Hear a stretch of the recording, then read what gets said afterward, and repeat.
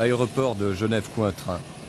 Bhaktivedanta Swami, 80 ans, fondateur et maître spirituel du mouvement Hare Krishna, est accueilli par ses disciples. À Rome, il vient de rencontrer le pape Paul VI. À Genève, il dialoguera avec les directeurs de plusieurs organisations internationales.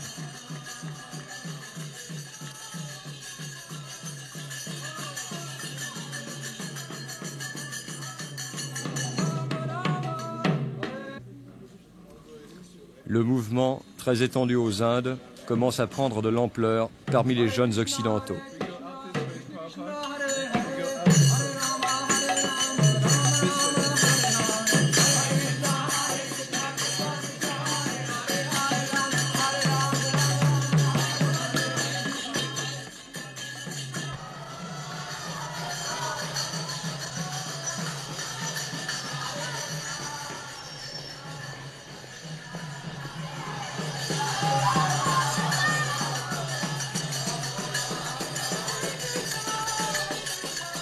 On dit très souvent que Hare Krishna c'est une secte, mais en fait la conscience de Krishna est une connaissance de l'état naturel de chaque être vivant. C'est-à-dire que nous sommes par nature âmes spirituelles, selon les Écritures, toutes les Écritures du monde, pas seulement les nôtres, et que le but de la vie humaine c'est de regagner, si vous voulez, notre conscience perdue de cet état. Alors la conscience de Krishna est simplement un processus déjà expérimenté en Inde parmi des milliers et des milliers d'années, efficace, sublime et simple, qui nous aide à raviver cette conscience perdue.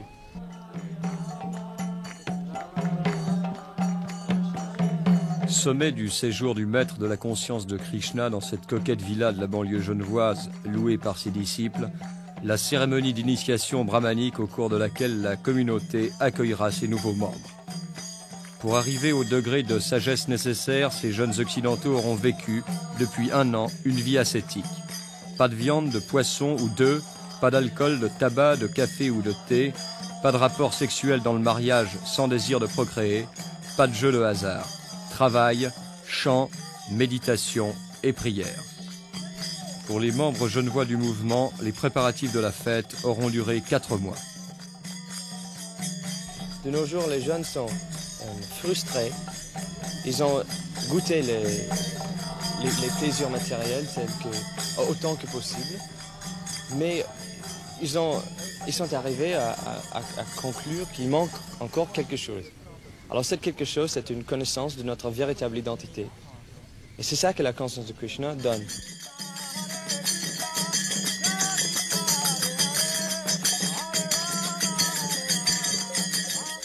Comme chaque personne, je me pose des questions, les questions fondamentales de la vie humaine. Qui je suis, quel est le sens de la vie, pourquoi il y a la naissance, la maladie, la vieillesse, la mort. Et de cette manière, je me posais ces questions et j'ai compris que dans la philosophie Hare Krishna, ça y répondait.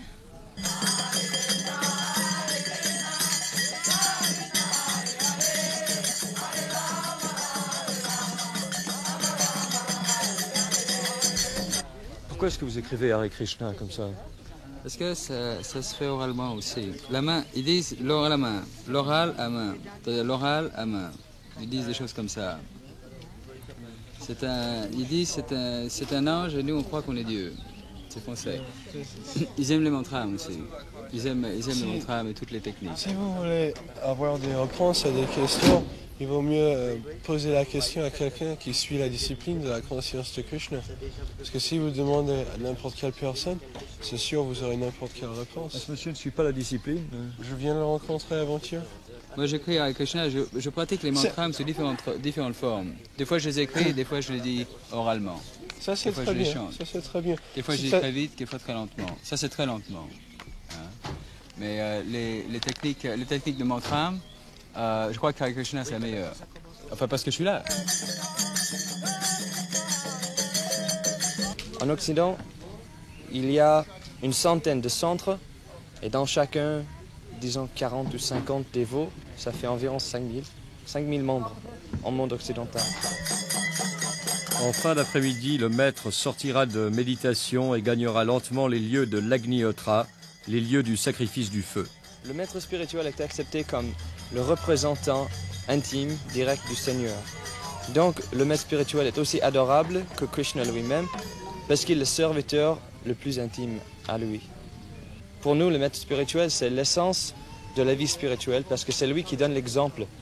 Sans un exemple à suivre, la vie spirituelle reste une simple philosophie sèche, sans practicalité.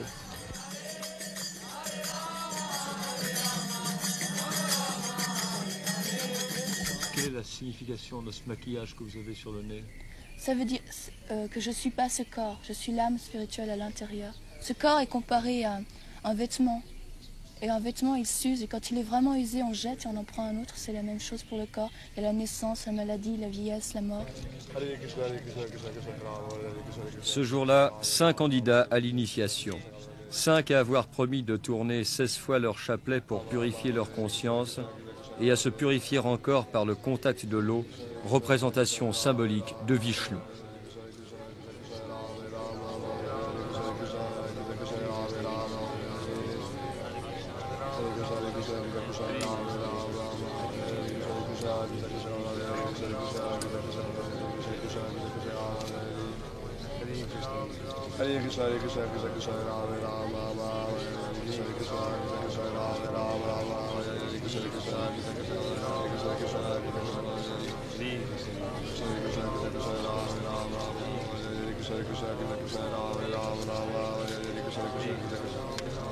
Le maître enfin remettra leur chapelet aux candidats, véritable cordon ombilical qui à jamais les liera à la conscience de Krishna.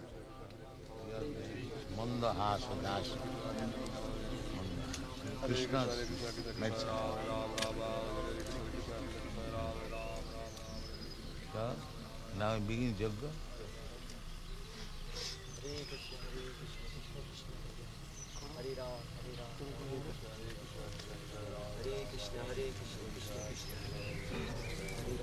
Qui finance votre mouvement? Pour maintenir nos temples et pour continuer avec nos activités, les dévots de Krishna ont établi des usines, des commerces de parfums et d'encens, Spiritual Sky, qui gagne pas mal, qui est très populaire.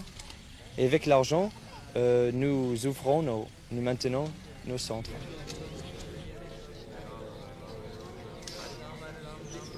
Les poudres de couleur disposées de façon symétrique devront représenter l'harmonie avec la vie spirituelle qui, ce jour-là, commence vraiment pour les initiés. C'est à cet endroit même que sera édifié le foyer, le feu qui symbolisera la connaissance transcendantale, réduisant en cendres la conscience matérialiste.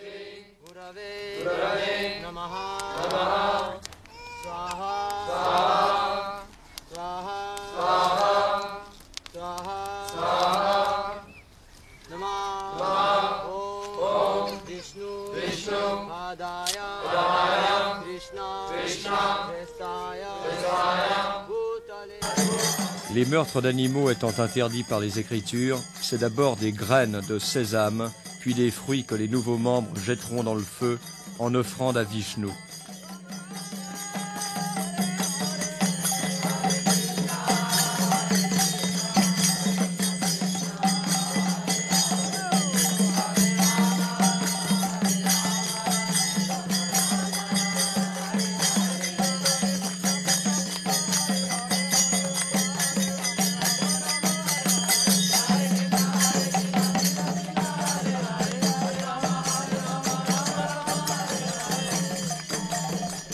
La fête se termine. Demain, la vie quotidienne reprendra. Ils étaient ce jour-là 5 en plus. Ils sont 5000 en Occident, plusieurs millions aux Indes. Les personnes plus âgées ont des difficultés à accepter la philosophie Hare Krishna. C'est nouveau. C'est nouveau pour eux.